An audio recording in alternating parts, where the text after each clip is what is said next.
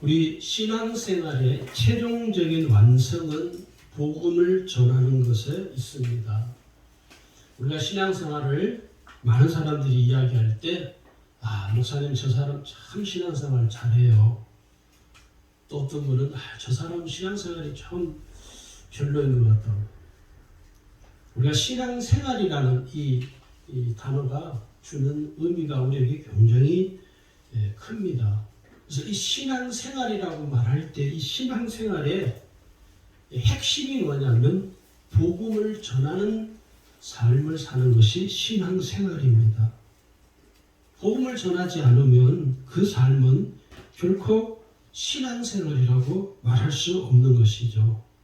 전도하고 조금 다릅니다. 같은 맥락이지만 그래서 오늘 저는 이 말씀을 처음에 설교 준비를 할 때는 전도하는 권세 이렇게 말씀을 저하고 한참 준비를 하다가 전도하고는 조금 다른 맥락에서 근본적인 우리 가장 신앙생활의 핵심을 좀 다뤄야겠다는 생각이 들어서 말씀을 전도에 관한 이야기보다도 복음을 전하는 것에 대해서 복음을 전하는 것이 무엇인가에 대해서 좀 본론적인 말씀을 드리려고 설교를 바꿨습니다. 그래서 오늘 제목이 복음을 전하는 권세이라는 제목의 말씀입니다. 오늘 여기 우리가 있는 본문에도 잘 보시면 예수님께서 이 12 제자들을 두 사람씩 짝을 지어서 복음을 전하라고 예수님이 그들에게 말씀하시는 장면입니다. 7절에 보시면요. 12 제자를 부르사 둘씩 보내시며 더러운 귀신을 제어하는 권능을 주시고 이렇게 기록이 되어 있습니다.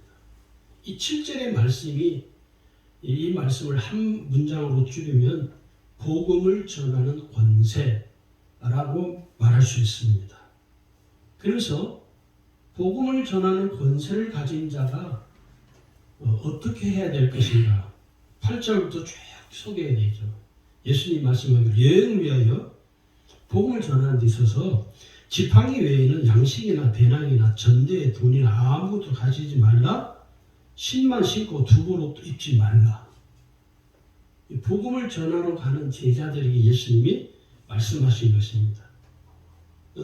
복음을 전하는 사람에게 먹을 거, 입을 거 그런 거 다 필요 없다는 말이 아니라 그런 것을 준비하지 말라는 거예요. 저는 그 선교단체에 속해서 사역을 해본 적은 없는데 우리나라 대학생 선교회라고 있습니다. CCC라고 있는데 그 CCC 수련회를 마치면요 그 모든 대학생들이 전국으로 다 흩어져요. 그래서 무엇을 하냐면 거지 전도 순례 여행을 떠납니다. 그걸 말 그대로 거지 아무것도 갖고 가지 않습니다. 심지어 차비도 자기들이 먹을 것도 옷도 가지지 않습니다. 그냥 홀몸 그 상태로 그 CCC 수련을 마친 학생들이 자원을 해서 전국으로 다 흩어져요. 그러면서 마을에 가서 복음을 전하고 그곳에서 그 마을에 있는 어른들이 먹을 걸 주면 그걸 먹고 또 그곳에서 그 마을에서 잠자리를 제공해주면 또 잠을 자게 되고 또 어떤 경우는 그 시골 교회에 있는 데 가서 시골 교회 목사님에게 찾아가서 한밤 재워달라고 한밤 잠을 자고 또 일어나서 또 그 다음 또 전도 순례 여행을 또 떠납니다. 제가 우리 그 딸한테도 대학교 들어가면 CCC에 가입을 해서 수련회 꼭 참석해라. 여러분 이 거지 전도 순례가요 우리에게 주는 시사는 바가 큽니다. 또 저는 어떤 생각이 드냐면 우리 교인들도 일반 우리 교회 집사님 권사님도 한번 거지 전도 순례 여행을 한번 떠나봤으면 좋겠어요. 엄청난 영적인 도전이 됩니다. 제가 전도사 시절에 청년들 학생들을 데리고 강원도로 전도 여행을 떠난 적이 있습니다. 거기에 가서 그 시골에 가서 그때 갈 때는 집사님들, 청년들, 학생들이 중심이 되어서 그 시골 교회에 가서 교회학교, 성경학교, 여름 성경학교도 해주고 또 그 시골의 마을에 무료 진료 봉사도 하고 또 가서 어른들 일하는 거 그 시골에서 다 연세가 많으시니까 힘들거든요. 일하는 거 도와드리기도 하고 또 그 마을 주변을 깨끗이 청소도 해드리고 그런 적이 있습니다. 그때 제가 한 3박 4일 있으면서 일주일이군요. 한 일주일 동안 있으면서 청년들이나 학생들을 유심히 봤습니다. 그런데 처음에는 하다가 한 이틀 3일 지나니까요. 전도사님 제가 지시를 안 해도 자기들이 알아서 다 하는 거예요. 그러니까 그 시골교회에 있는 전도사님이 저보고 전도사님 이렇게 도시에 있는 교회들이 시골 교회에 와서 이렇게 섬겨주니까 자기들이 하지 못하는 것을 한다면서 너무너무 감사하게 생각하더라고. 마치고 교회로 돌아왔는데 한 2, 3일 뒤에 그 강원도 그 시골 교회 전도사님께서 강원도 감자를 한 박스를 보내주셨어요. 왜냐하면 그곳에 있으면서요, 강원도 감자가 역시 우리나라에서 강원도 감자가 제일 맛있다. 옥수수도 보내주시고 감자도 보내주시고 그래가지고 이제 성도들과 함께 이렇게 나눠서 먹기도 했는데요. 이 복음을 전한다는 것은 오늘 구원받은 우리 성도들에게 있어서 신앙생활의 중심이라는 이야기입니다. 그래서 복음을 전하는 것은요, 우리 신앙생활의 최종 완성입니다. 나 신앙생활 잘하고 있다? 어떻게 할 수 있냐? 복음을 전하느냐, 전하지 않느냐에 따라서 그 사람의 신앙생활이 완성이 되느냐, 미완성이냐는 것입니다. 여러분, 천국에 가서는 복음을 전할 이유가 있을까요, 없을까요? 없습니다. 천국은 복음이 필요하지 않습니다. 이미 그것은 예수 그리스도를 믿어 구원받은 모든 그리스도인들이 모인 곳이에요. 하나님이 계시고 예수 그리스도가 계시고 그래서 거기에서는요 사람들에게 예수 믿으세요 그럴 이유가 하나도 없습니다. 단지 이 세상 이 땅에서 사는 날 동안에는요 반드시 우리에게 필요한 게 뭐냐면 구원받은 모든 성도들에게 갖춰야 될 삶의 태도는 복음을 전하는 것입니다. 그래서 오늘 예수님께서 이 복음을 전하는 제자들에게 영적 권세를 예수님이 주신 거예요.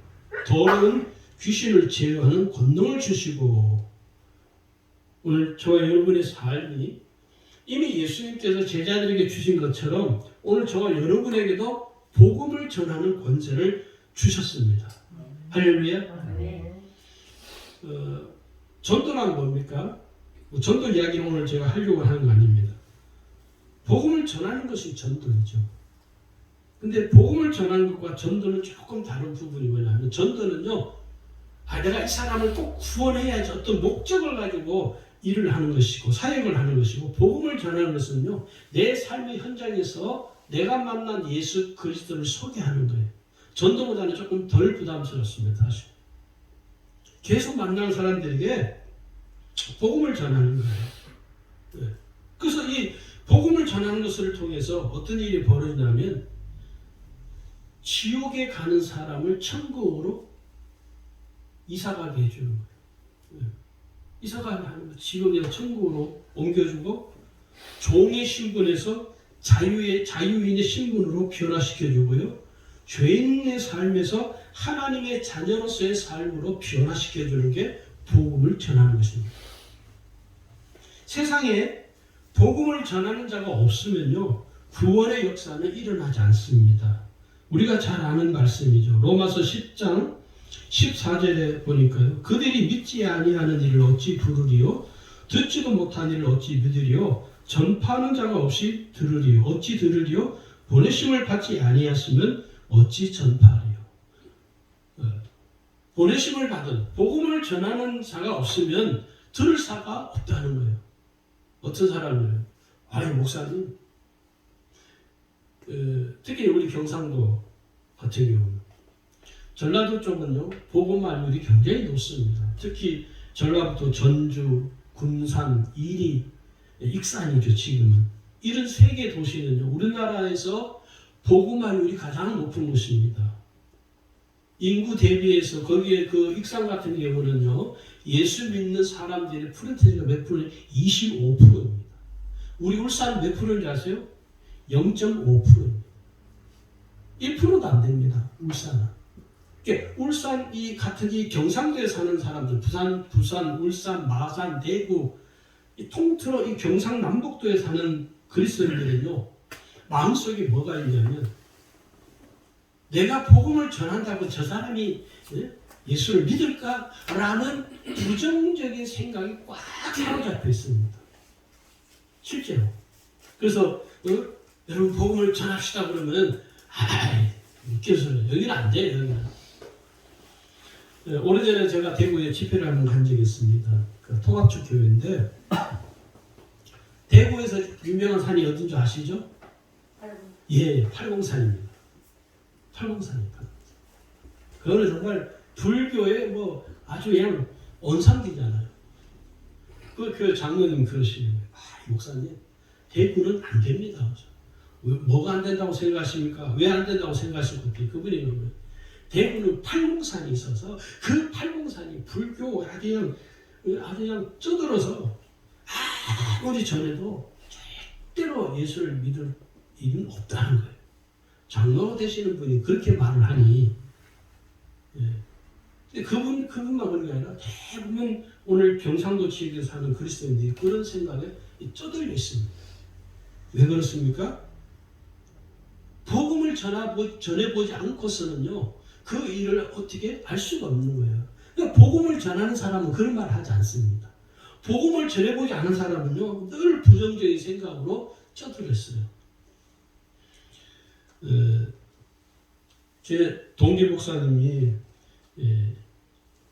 서울의 큰 교회 목회를 부목사로 있다가 저 아프리카 케냐에 있는 한인교회에 목회를 하다가 얼마 전에 한국으로 돌아와서 개척교회에 부임을 해 갔어요. 그래서 며칠 전에 페이스북에 글을 올리는 거 보니까 저가 아주 친한 목사님이신데 그 교회 브랜드 로고죠.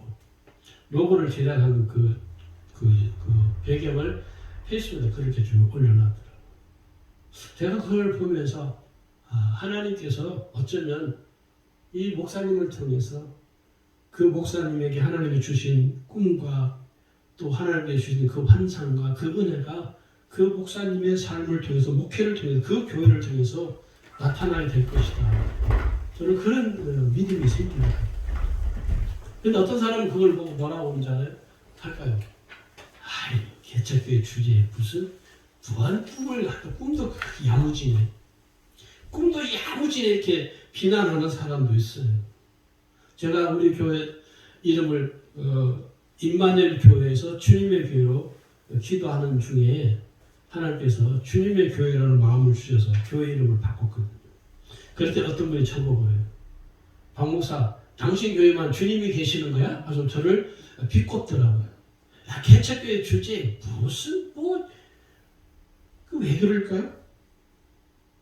부정적인 생각, 부정적인 반응을 보이는 것이죠. 오늘 우리가요, 왜 복음을 전해야 되는가 분명한 이유를 알아야 되는데 오늘 우리가 복음을 전하지 못하는 이유가 있습니다. 그 첫 번째 이유가 뭐냐면 구원의 확신이 없기 때문입니다. 그런 분들 우리 교우들 중에서는 안 계실 것 같은데 가끔 그런 분들 만납니다. 목사님 정말 제가 구원 받았을까요?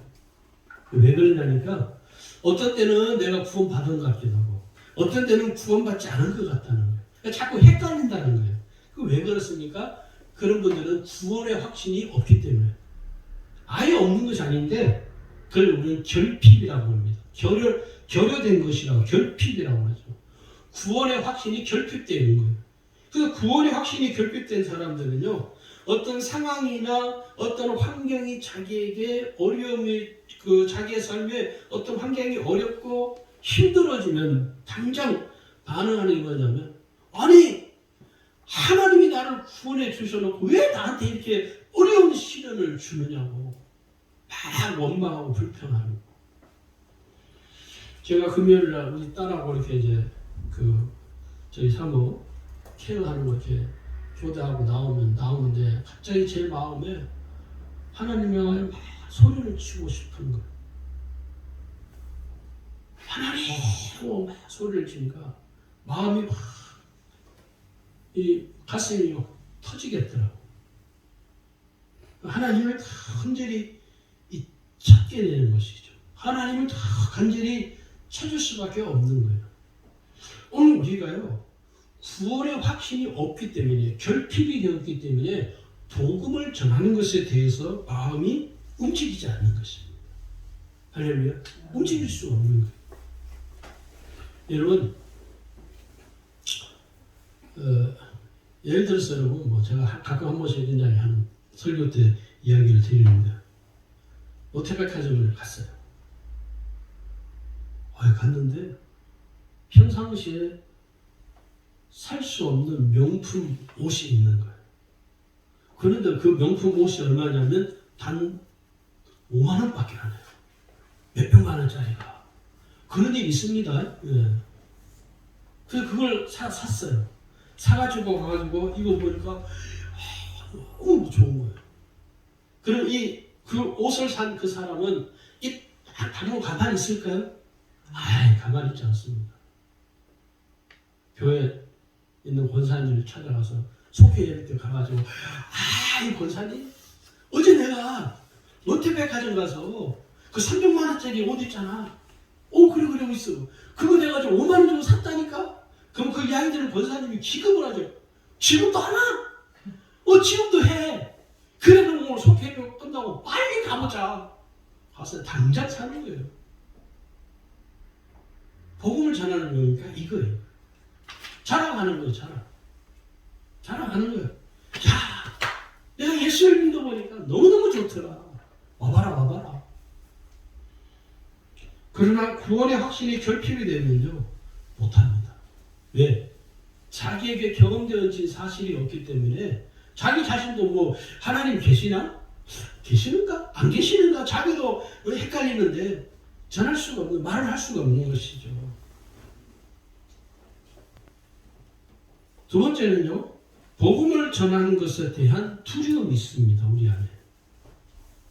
사람들에게 어떤 분은 그러시더라고요. 목사님, 저는 성격이 내성적이어서 이 복음을 전하는 것은 참 잘 못합니다. 여러분, 아니에요. 뒤에 말씀드렸지만 그 성품 때문에 복음을 전하지 못하는 게 아닙니다. 두려움이 있는 거예요. 두려움. 왜 두렵냐? 다른 사람들의 시선을 의식하기 때문입니다. 다른 사람들의 시선을 의식하는 거예요. 여러분, 우리가 알아야 될 게, 복음을 전하는 건요, 사람의 능력으로 하는 것이 아니고요, 성령의 능력을 힘입어 할 수 있는 것입니다. 할렐루야. 우리가 이것을 잘 깨달으셔야 됩니다. 이미 예수님께서는요, 누가복음 10장, 여러분 한번 같이 보실까요? 누가복음 10장 19절을 한번 같이 들여다보겠습니다. 거기 보면 분명히 예수님이 우리에게 말씀을 주시고 계시죠. 누가복음 10장 19절입니다. 거기 보시면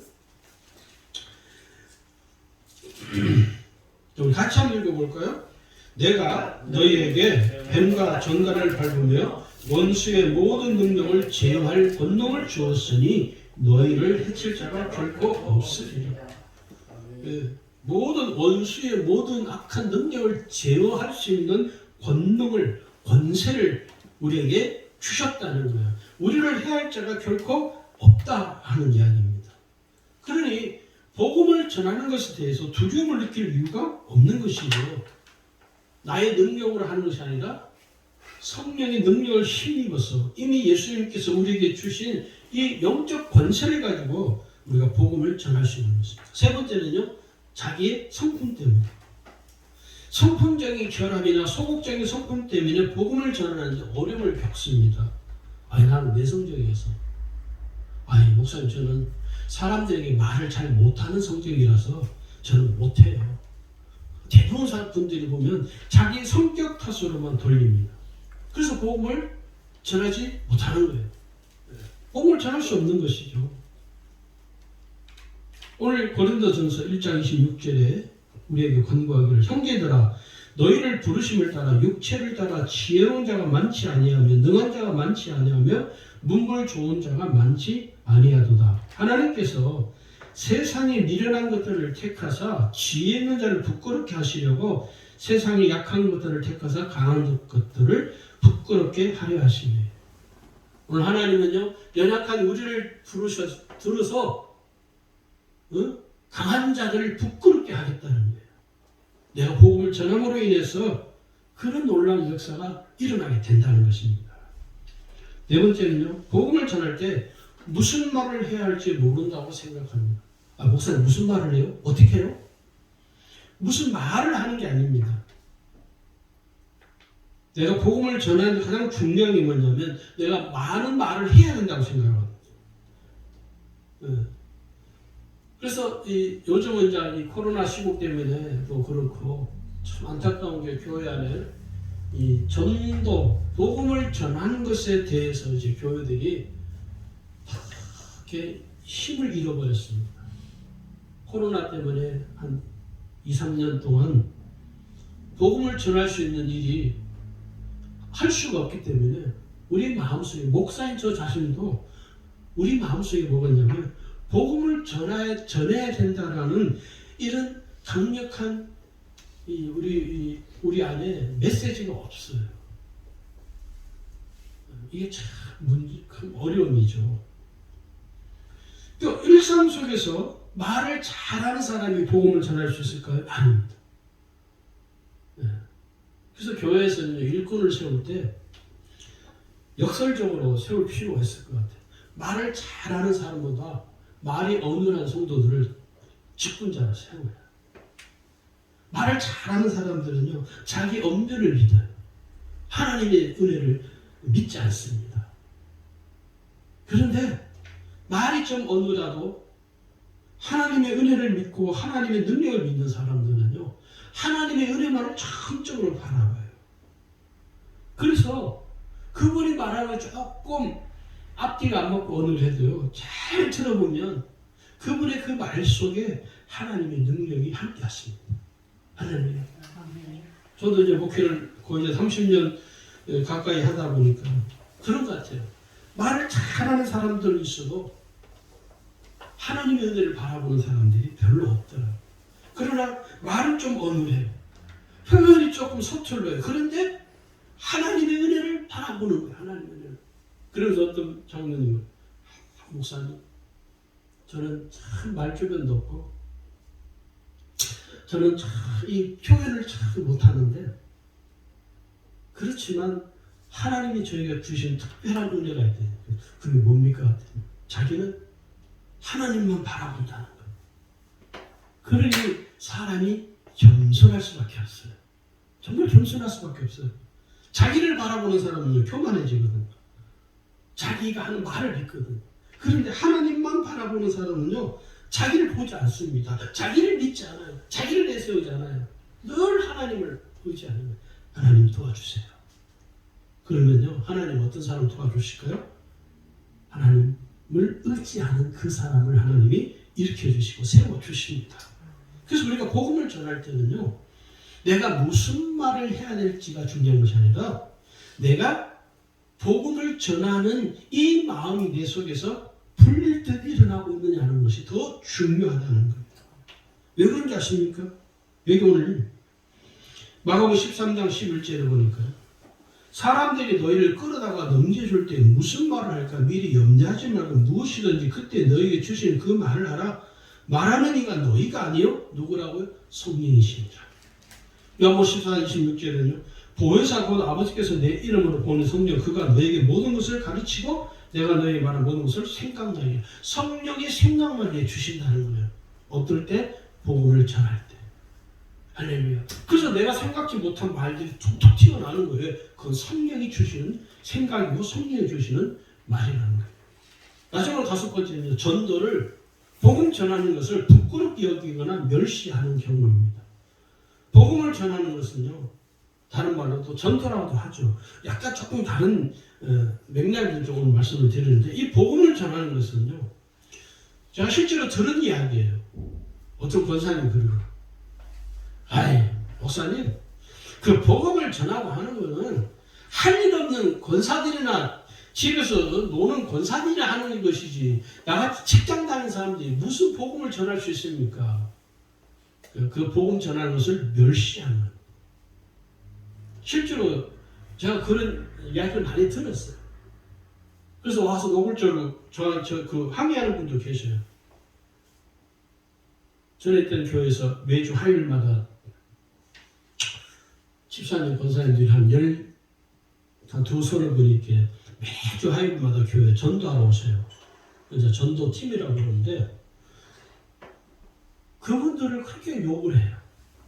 어떤 분은 한 분은 제가 이름을 말할 수는 없지만 권사님 한 분이 계세요. 그 전도팀에 정말 열심히 하세요. 지금도 그 교회에서 정말 열심히 하십니다. 아주 믿음도 정말 신실하시고 얼마나 믿음이 좋으신지 제가 5년 동안 있으면서 그분을 이렇게 옆에서 가장 가까이서 보면서 참 믿음이 좋으신 신실하신 권사님이시다. 그런데 어떤 젊은 집사님이 그 권사님에 대해서 비난을 하는 거예요. 제가 직접 들은 거예요. 그 권사님이 얼마나 속이 상하신지 저한테 그러시더라고요. 전사님, 아무개 집사가 나를 이렇게 비난한다. 그래서 제가 그랬어요. 권사님, 그런 믿음 없는 사람들의 말에 신경을 쓰지 마십시오.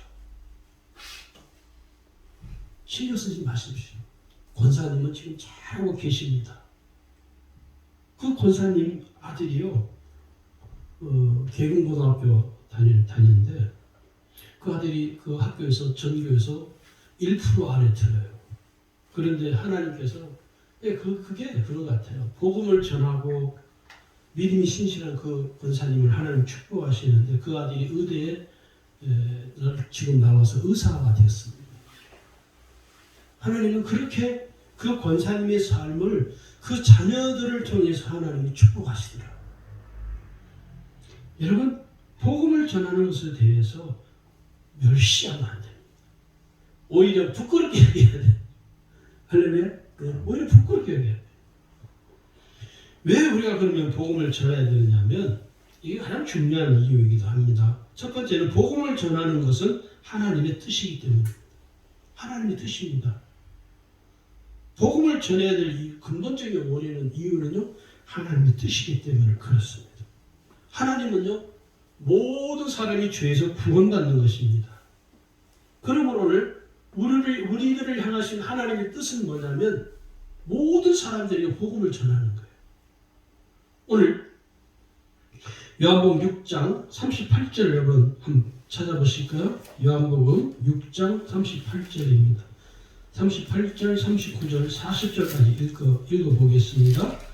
내가 하늘에서 내려온 것은 내 뜻을 행하려 함이 아니요 나를 보내신 이의 뜻을 행하려 함이니라. 나를 보내신 이의 뜻은 내게 주신 자 중에 내가 하나도 잃어버리지 아니하고 마지막 날에 다시 살리는 이것이니라. 내 아버지의 뜻은 아들을 보고 믿는 자마다 영생을 얻는 이것이니. 할렐루야. 하나님 뜻이 뭐라고요? 하나도 잃어버리지 않냐고 마지막 날에 다 구원하는 거예요. 하나님 모든 사람이 구원받는 거예요. 그래서 예수 그리스도가 이 세상에 오신 거예요. 예수님이 지금 하시는 말씀이죠. 내가 하늘에서 내려온 것은 내 뜻을 행하려 함이 아니라 아버지 뜻을 행하려 함이라. 그 아버지의 뜻은 모든 사람이 구원을 받는 것이라고 디모데전서 2장 4절에 말씀하고 있습니다. 두 번째 복음을 전하는 이유는요, 복음을 전하는 건요, 예수님의 명령입니다. 오늘 예수님이 우리에게 주신 지상 최대 첫 번째 명령이자 마지막 명령이 뭐냐면 복음을 전하라는 거예요. 사도행전에 가서는요, 증인이 되라고 말하죠. 그래서 이 복음을 전하는 건요, 오늘 예수님이 우리에게 부탁한 게 아니고 명령하십니다. 군대에서는 명령은 뭐요?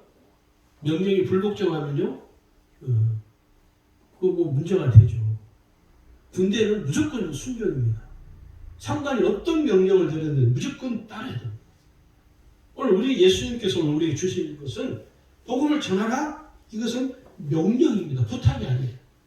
전하지 않으면 우리에게 화가 있다는 거예요. 불의 전도라는 책에 라인 하르트 분케라는 독일 목사님이 이런 말을 썼습니다. 복음은 그것을 듣지 못한 사람에게는 복된 소식이 아니며 전파되지 않은 복음은 복음이 아니다. 복음을 듣지 못한 사람에게는 이 복된 소식이 될 수 없다는 거예요. 그 복된 소식이 되려면 어떻게 해요? 복음을 전해야 된다는 거예요. 저 같은 경우도 저에게 복음을 전해준 사람이 있어도 제가 예수를 믿었습니다. 여러분도 다 마찬가지죠. 모태신앙도 마찬가지죠. 부모가 예수를 믿었기 때문에 그 부모로 인해서 내가 예수를 믿게 된 거죠. 부모가 나에게 복음을 전해주는 것이랑 똑같습니다. 그 다음에 세 번째는 복음을 전하는 것은 영혼을 구원하는 것입니다. 복음을 전하는 일은요, 지옥으로 끌려가는 영혼을 천국으로 옮겨가는 거예요. 마치 물속에 빠져가는 사람을 구조해야 되는 것 같습니다. 물속에 빠져가는 사람은 구경하는 사람이 없잖아요. 로프를 던지든지 뭐 어떻게 해서라도 그 물속에 빠진 사람을 건져내려고 했죠. 똑같습니다.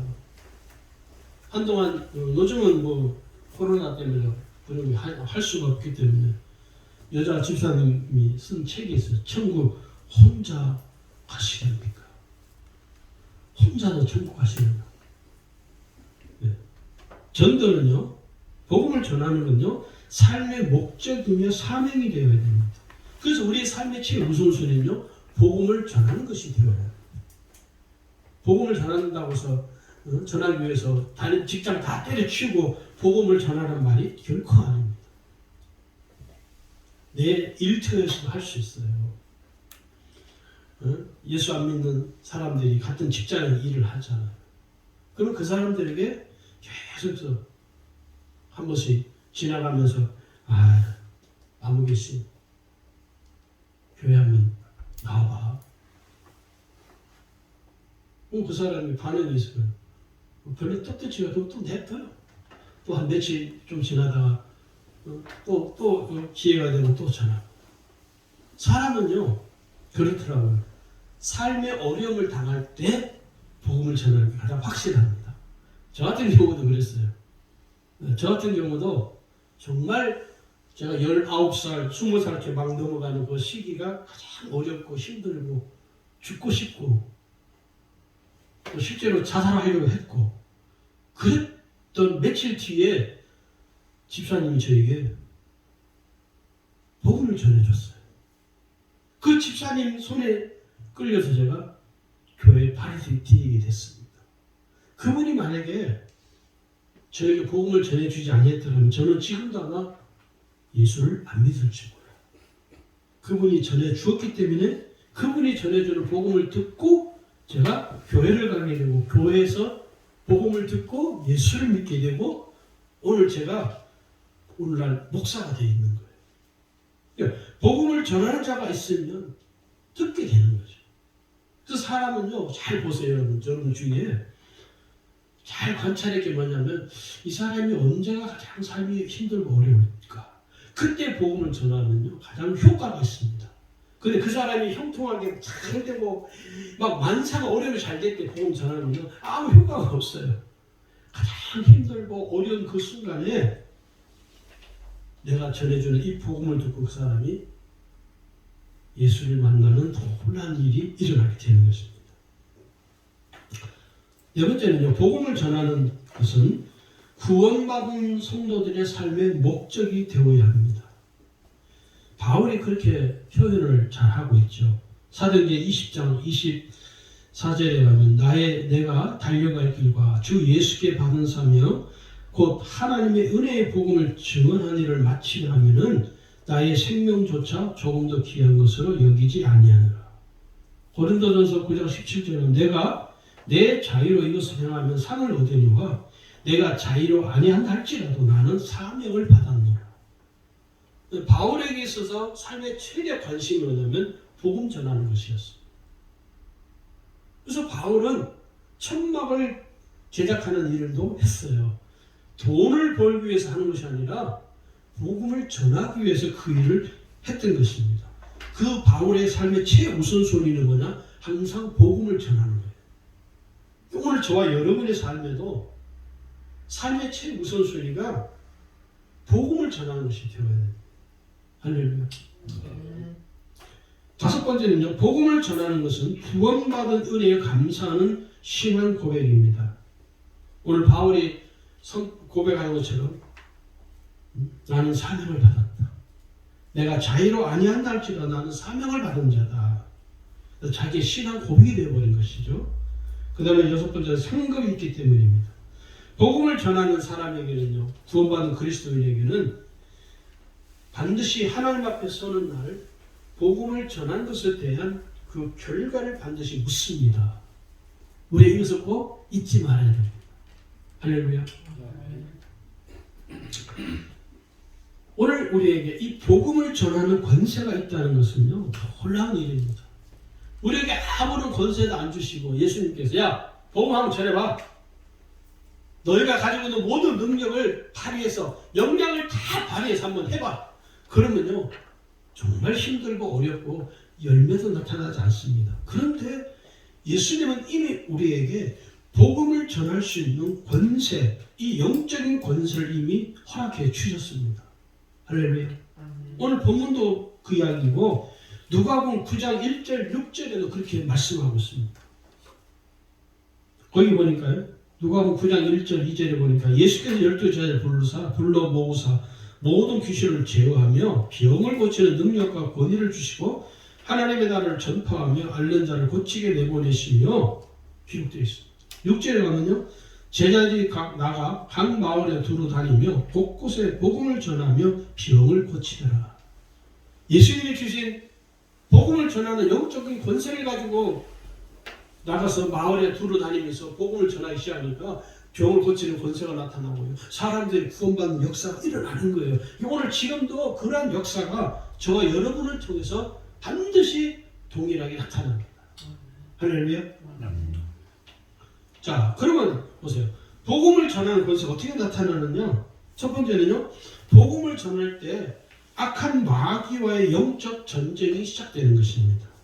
그래서 우리가 이 악한 마귀와의 영적 전쟁에서 패배하는 것이 아니라 승리하게 되는 것이죠. 여러분, 복음을 전할 때 가장 두려워하는 자가 누군지 아십니까? 마귀입니다. 악한 마귀가 가장 두려워하는 게 뭐냐면 복음을 전하는 사람을 두려워합니다. 우리 이것을 잘 깨달으셔야 됩니다. 왜냐? 예수님이 이미 마귀의 일을 멸해버렸습니다. 요한 3장 8절에 말씀하는 것처럼. 그래서 예수님부터 멸망을 당한 마귀의 일을 멸하신 예수님이 이미 승리했기 때문에 그 승리하신 예수님의 그 승리하신 영적인 권세가 오늘 우리에게 물려진 거예요. 할렐루야.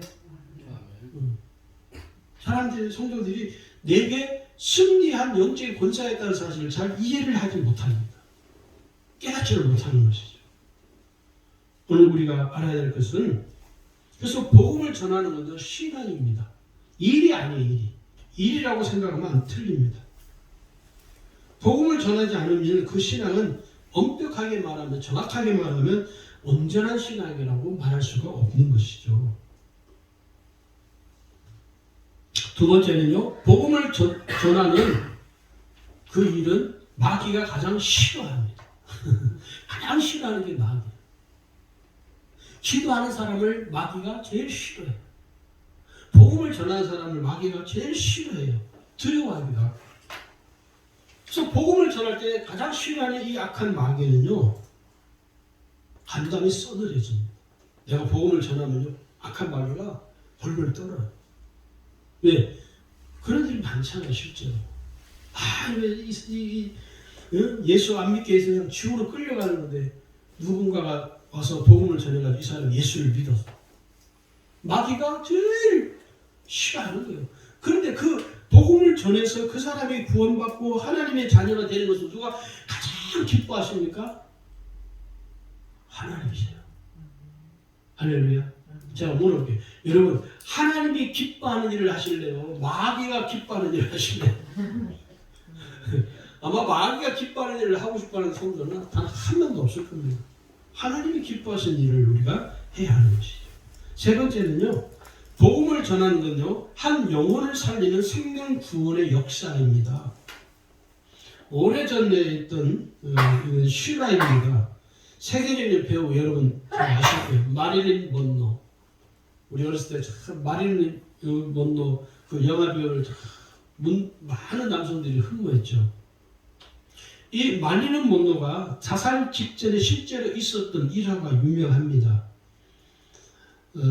세계적인 복음 전도자인 이 빌리 그레함 목사님이요, 1962년에 시애틀에 집회를 가서 집회를 마친 후에 잠을 자는 중에 하나님께서 그 목사님에게 말씀을 주셔요. 마릴린 먼로에게 복음을 전하라. 감동을 받아요. 그래서 이분이 빌리 그레함 목사님이 마릴린 먼로의 매니저에게 연락을 합니다.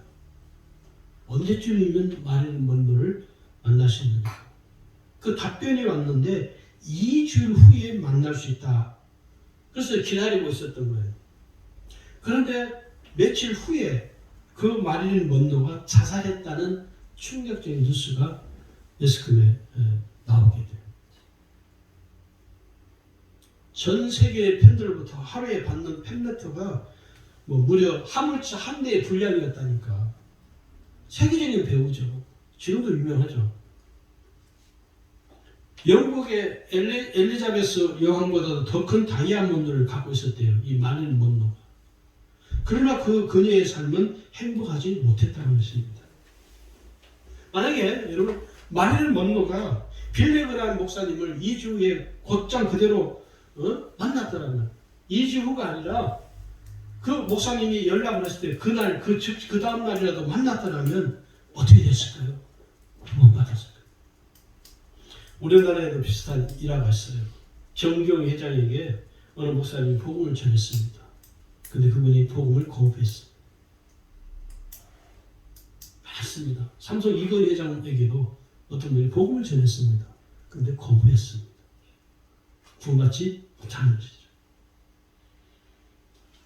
복음을 전할 수 있는 기회는 항상 있는 것이 아닙니다.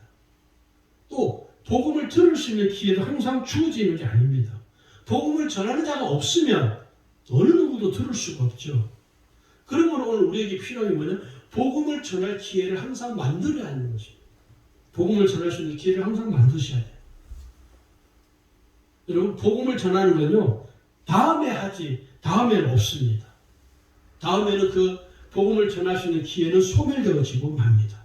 그러므로 복음을 전하려면 지금 해야 돼요. 지금 당장 해야 돼요. 신앙은요, 뭐냐? 은혜 받은 대로 사는 삶입니다. 내가 예수를 만난 은혜가 있죠? 그럼 그 예수님을 전해야죠. 하나님께서 내게 베풀어 주시는 은혜가 있죠? 그러면 그 하나님을 전해야죠.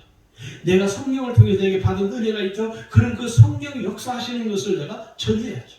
이게 복음을 들은 사람, 은혜를 받은 사람들의 삶이라는 사실을 저 여러분이 꼭 기억하시기를 주의 이름으로 축원합니다.